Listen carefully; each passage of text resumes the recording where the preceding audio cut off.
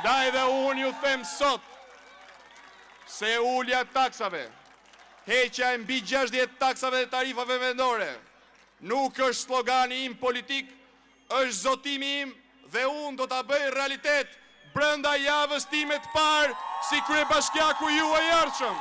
Përveç taksave të ulura, unë do të grej brenda muajit maj Agjencinë Bashkiake të Tiranës për mbrojtjen e konsumatorit. Kjo agjenci do të ketë një dhe vetëm një detyrë: të identifikoj, hulumtoj, investigoj dhe të godas me forcën e ligjit çdo që spekulon me çmimet e larta në tregjet e qytetit ton.